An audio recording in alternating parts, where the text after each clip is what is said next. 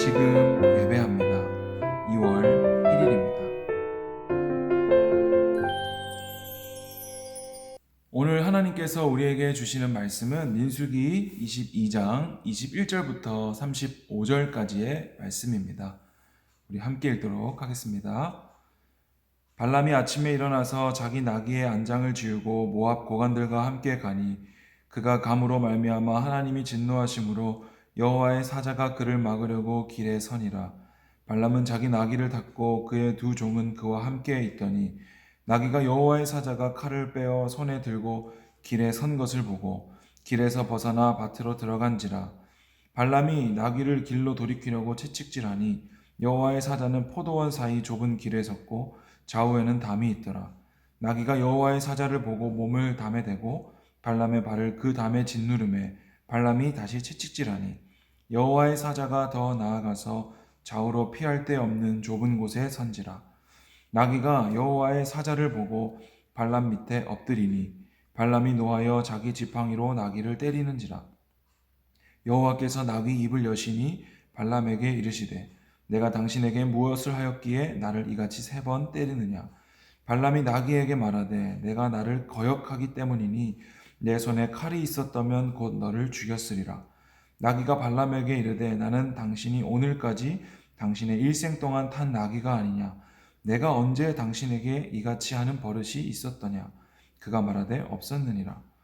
그때 여호와께서 발람의 눈을 밝히시매 여호와의 사자가 손에 칼을 빼들고 길에 선 것을 그가 보고 머리를 숙이고 엎드리니 여호와의 사자가 그에게 이르되 너는 어찌하여 내 나귀를 이같이 3번 때렸느냐. 보라, 내 앞에서 내 길이 사악함으로 내가 너를 막으려고 나왔더니 나귀가 나를 보고 이같이 3번 돌이켜 내 앞에서 피하였느니라. 나귀가 만일 돌이켜 나를 피하지 아니하였더라면 내가 벌써 너를 죽이고 나귀는 살렸으리라. 발람이 여호와의 사자에게 말하되 내가 범죄하였나이다. 당신이 나를 막으려고 길에 서신 줄을 내가 알지 못하였나이다. 당신이 이를 기뻐하지 아니하시면 나는 돌아가겠나이다.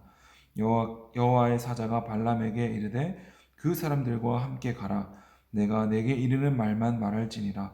발람이 발락의 고관들과 함께 가니라. 아멘. 기도하겠습니다. 하나님 감사합니다. 오늘도 우리에게 하루를 허락하여 주시고 주님의 말씀으로 시작함에 감사드립니다. 월요일입니다. 각자의 삶 가운데 하나님 동행하여 주시고 우리의 발걸음을 축복하여 주셔서 우리가 어디에 있든 주님의 복을 누리는 우리 모두가 되게 하여 주옵소서. 예수님의 이름으로 기도드립니다. 아멘. 어제 주일 예배 잘 드렸나요? 오늘부터 온 가족 특별 새벽 기도회가 시작되었습니다. 그래서 많은 성도님들이 이 새벽부터 교회에 나와서 말씀 듣고 기도하고 있습니다. 우리 중등부 친구들도 새벽 예배에 나올 수 있으면 좋겠고요. 그리고 못 나오는 친구들도 각자의 자리에서 실시간 영상을 통해서 그리고 중등부 큐티를 통해서 하나님과 동행하는 하루가 되었으면 좋겠습니다. 어제 발람과 발락에 대해서 나누었습니다. 누가 왕이었죠? 발락이 왕이었고 발람은 선지자였습니다. 이들은 이스라엘을 저주하기 위해서 숨어서 계략을 세웠고 이것을 하나님은 이스라엘 몰래 뒤에서 그들을 저지하십니다. 하나님께서 발람에게 그래 한번 가봐라 라고 말씀하셨고 발람은 나귀를 타고 그 길을 떠나게 됩니다. 그런데 여기서 22절에 보니까 그가 감으로 말미암아 하나님이 진노하심으로 라고 말씀하십니다. 그러니까 하나님께서 가보라 라고 하셨던 그 말씀이 하나님이 기뻐하시는 뜻이 아니었다는 것을 우리가 알 수 있습니다. 하나님은 그 마음에 진노하심이 있어서 여호와의 사자를 보내셔서 그 발람의 앞길을 막으십니다. 그런데 25절에 보니까 나귀가 여호와의 사자를 보고 그러니까 나귀만 여호와의 사자를 보고 가는 길을 멈추게 돼요. 그리고 발람은 화가 나서 이 나귀가 도대체 왜 안 가는 거야? 이렇게 하면서 이제 막 채찍으로 때리게 되죠. 선지자는요, 하나님의 말씀을 미리 보고 미리 듣고 예언하는 자이죠. 그런데 이 발람은 지금 믿음의 눈이 어두워서 눈앞에 서 있는 여호와의 사자를 보지 못하는 거예요.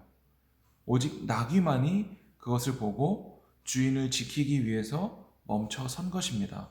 그런데 이 선지자 발람은 여호와의 사자, 여호와의 말씀에 민감하게 반응하지 못하고 지금 계속해서 나귀를 때리면서 빨리 가자고 얘기하고 있는 거예요.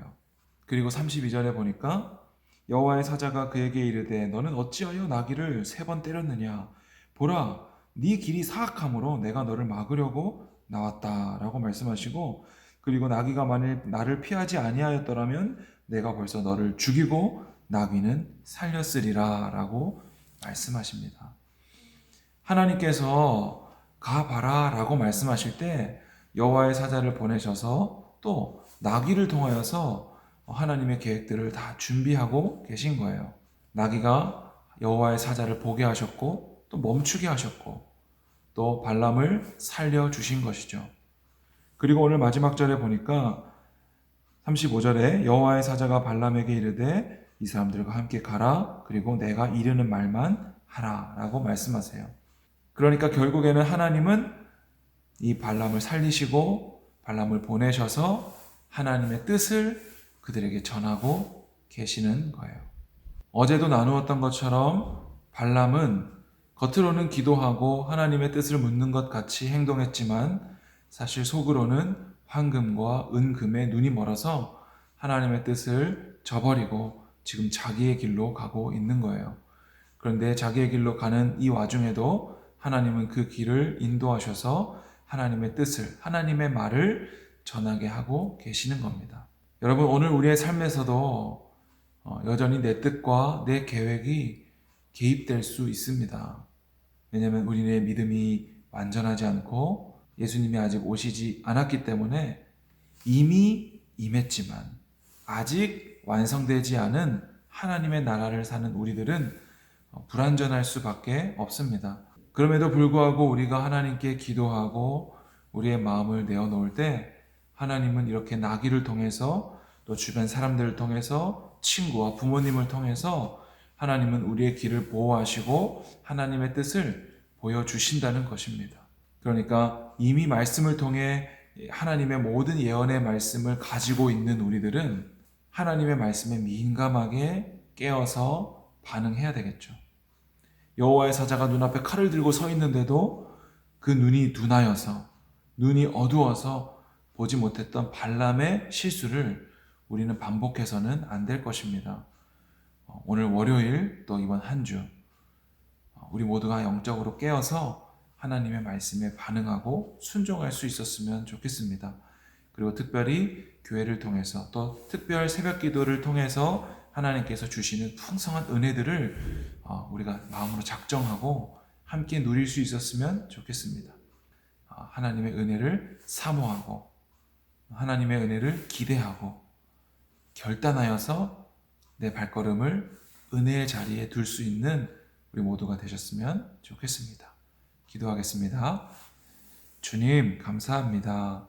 발람이 저질렀던 내 욕심과 내 뜻을 관철시키고자 하나님의 뜻을 사용했던 발람처럼 되지 않기를 원합니다.